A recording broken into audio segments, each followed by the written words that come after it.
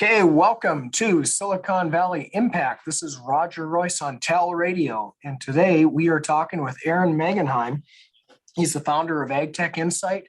He works with agriculture technology. He's been one of the early and big prominent promoters of the space, especially here in California and throughout the world. So welcome, Aaron. Thanks for being here today. Yeah, thanks for having me, Roger. This is Silicon Valley Impact. We like to talk about not just things from Silicon Valley, but things that are from, I guess, the idea of Silicon Valley that have a big impact in the world. And it's hard to imagine anything that could be more impactful than changing the way that food is produced and delivered and consumed. And that's kind of, you're squarely in the middle of that space. Let's start out by telling us a little bit about AgTech Insight and what it is that you do. Yeah, so, we have a global team of experts that work across food and agriculture, kind of throughout the supply chain, fish to forests. And so we help organizations understand kind of where they're at today and where they want to go in technology, and then we'll help them find the right technologies and implement those. We also work with startups and investors, helping them understand the space and how to grow. And I'm excited to the industry's at today because we have a lot of technologies that we need for next 5-10 years. We just need to learn to implement them and use them. And so it's an exciting place to be, and organizations and consumers alike are looking at sustainability or are looking at where their food comes from more than ever. On that point, that is for sure, isn't it? That consumerism is playing such a big part in this, and consumers are driving a lot of this, where their food's been produced, how it's been produced, where it's been. Would you say that it's been true over the last few years that, the consumer markets have changed? Yeah, consumer markets are changing, and things like TikTok just change, the buying and eating habits of a generation overnight. So those are the types of things that we don't do a real good job at capitalizing on agriculture, food side of things, of telling our story. But people that have, tens of millions of viewers that are just talking about what they're eating and how they're eating and things along those lines. So the taste profiles, not only due to these technologies kind of allowing people to understand what foods are out there, but also letting people making more money and able to spend more money and wanting to try different things. So especially with COVID, you can't travel, so spend money on food. Yeah, and they can spend more money on being careful about food or organic, for example, stuff natural sometimes. I like to tell people, every time I walk into a Pete's Coffee, I feel like I'm saving the world by buying a cup of coffee. All the signs they have all over, this is slave labor free, this is free trade, this is this and that. These beans have been, really been taken care of. So that tells me that the consumers are very concerned about these sorts of issues. You're in the technology side now, you're from the agriculture side. But what kind of technology would assist a consumer in knowing about provenance and origins and things about their food? It's still a bit challenging because most of our supply chain is not connected real well. So, what a farmer's doing and the practices he's doing are not necessarily transferred or translated to, to the end consumer. But, larger food companies and, retailers are really kind of bridging that gap. There's some interesting technologies that are coming out, where you can use your phone to take a picture, a piece of fruit in the store, and it will help you know how fresh it is. There's things that these retailers are doing on trying to optimize, these supply chains. And so the technologies connect more, it gives more visibility. And so, a lot of them right now are more focused on kind of helping meet certain regulatory demands or certain buyer demands that a Costco or a Walmart has put in place. But, there's definitely those chains get filled in and that data is available, then they're able to start, providing that information to the consumer as well. So I'm excited for, hopefully in the next few years, you can walk in and say, kind of like apples, typically apples have about the most information. You have options for a lot of different apples at the store, but we want to see with lots of other fruit and vegetables as well. So those technologies are coming.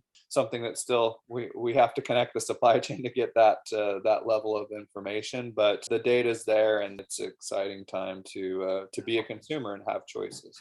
There is, and related to that, I know there's several companies recently got funded that eliminate food waste, which of course is a huge problem, especially in California, farm to table. So several technologies dealing with from that standpoint.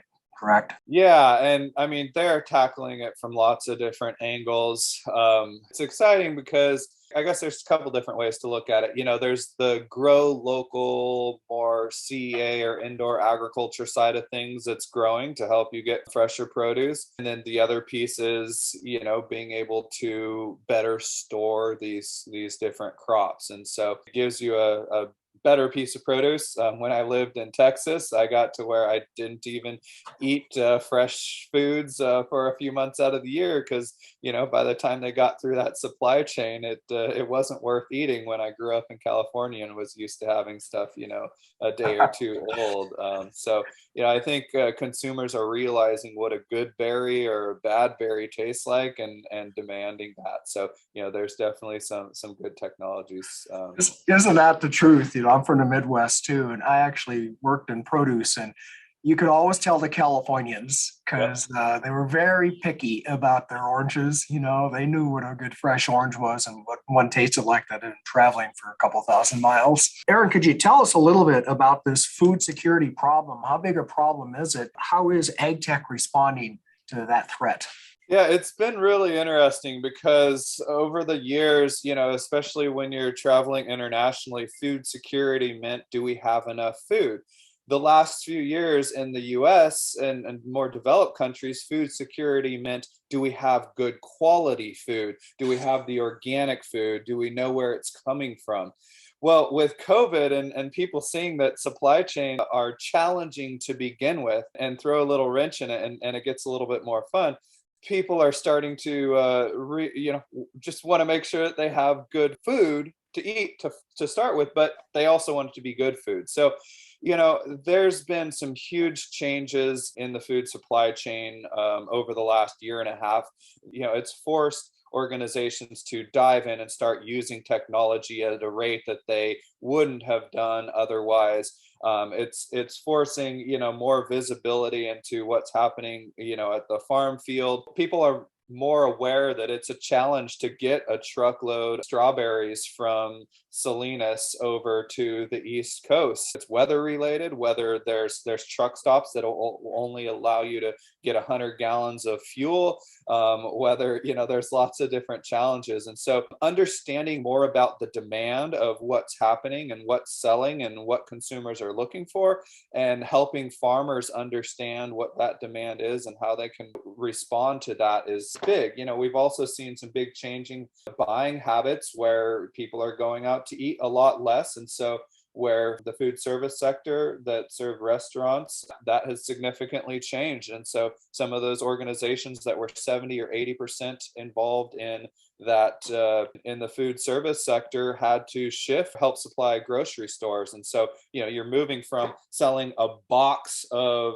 apples or a box of lettuce restaurant and changing to having to pack those individually to sell them in an individual sale in a grocery store. Well, you touched on a lot of topics there, so let's unpack that a little bit. So one was food safety, which has become sort of a big issue over the last couple of years, as you've mentioned. And I guess that goes along with provenance that we were talking about, knowing where your food comes from. But it's especially true because food delivery is changing so much during COVID. I know I go to restaurants a lot less. I'll just have them deliver it to me. What the heck? That's something that, we probably wouldn't have done as much before, but now it's just, that's just the way things are done. And it's a technology solution. It's part of a business change, right? But there are technologies that are just making that so easy now. So that's probably a big part of it. So food safety. The other part of that, I think, has to do not only with delivery, but with supply chain. And you touched on this earlier. Is technology helping enable the supply chain so we can get that food from the farmer's field to the table more efficiently? Yeah, definitely. I mean, you look at a truck to send a truck from Salinas to the East Coast used to be $4,000, $5,000. Now it's pushing $13,000 to $15,000 just over the last few years. So, costs are a lot more expensive. And so, we have a client that we're working with that, they're sending hundreds of trucks a month throughout or around the world, really, shipping stuff all over the place. But so, understanding, being able to have a better use technologies to bring your dispersed data sets together into a central location, start using, some basic analytics, business intelligence type of stuff to know what's going on. And then the fun part is now it's organized and you have some ideas on what's happening. Now you can start laying some optimization layers over the top of it. And so that's, where technology can run millions of different options for where trucks can go and where they can pick up and how the food stays the freshest and things along those lines. That's something that someone just can't do in their head. And so technology is enabling, to have a more effective, optimized, and fresh supply chain. So let's start with the environment. I grew up in the Midwest, and I like to tell people, I remember when I'd go fishing down at the river, in the Red River fishing game, and ask them if I could eat the fish that day because there's so many nitrates in the water. That's a problem. I mean, we can't deny it. There's a big, environmental impact. I know farmers don't like it when I say that, but it's true. But the reason I say that is because, look, there's a solution to that problem.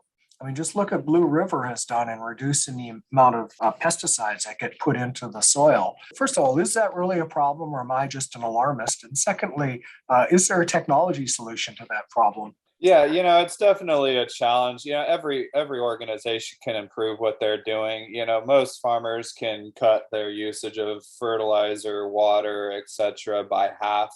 But the problem is, especially in specialty crops, that we're not measuring exactly what we put on a specific field. And so, it's a challenge. The first thing you have to do is measure, use technologies to help understand how you can, reduce and improve. Because we talked about food security earlier, and the last thing you want is that we saved a little bit of fertilizer, but we got half the crop. And so now we have a big food security issue. So there's a balance there. And it's something that can't be taken lightly, but there are a lot of technologies that can help with that. The other exciting thing, besides just digital technologies and being able to better track and monitor and apply, variable rate application, that type of stuff. Besides that, there's a lot of biotechnologies that are coming into the space to use, different types of fertilizers, things that won't impact the environment so much. And a lot of times they'll even have as good or better growth rates than the traditional stuff. But the thing that people don't realize is if you've been using a synthetic fertilizer, which is what most people use for nitrogen, you can't just overnight start, growing microbes and growing organic soil, and everything just, goes back to how it was originally. It's a process. And so, our other company, Growers Insight, that's what we do, is help companies really look at what is the process that you're going to take to get to where you want to be as a sustainable company, as a more technology advanced company, etc. in the next 5 years. These things all have to, it takes time. So there's definitely some exciting things happening, which is also neat because it's a mix between digital technologies and biological technologies feeding each other information and improving together. Yeah, related to that, you mentioned sustainability, and of course, everyone's very concerned about climate change, and agriculture is a big carbon emitter. It's got to be the biggest carbon emitting industry. And of course, there are technologies that are dealing with that, and we can talk about that. But one of the things I know is that urban farming, which you've mentioned, which seems to be getting bigger and bigger all the time, that has a big carbon footprint. LED lighting, has a carbon footprint. Now, I talked to a company just this week that's got a way of not being carbon negative. than doing LED urban farming. But it's a long ways, I think, to commercialization. Maybe not. What do I know? But let's just say that technology, I think, has not yet quite solved that problem, but probably could. Would you agree? Yeah, and I mean the interesting thing is, while agriculture, especially the logistics, does produce a lot of carbon, it also sequesters a lot of carbon, where a lot of industries, manufacturing isn't going to sequester anything. So it causes issues, but it also can fix a lot of issues as well. And so it's an interesting space to be. There's a lot of unknowns. There's a lot of opportunity moving forward. And I think agriculture is the answer to fix a lot of the issues that we have out there. But you have to take a systematic approach. Got it. Okay. Well, I want to thank you, Aaron, for being here today. We covered a lot of topics in a short time in agriculture technology. This is Roger Royse. I've been speaking with Aaron Magenheim on Silicon Valley Impact on TALRadio. Thanks, everybody, for listening, and we'll see you next time.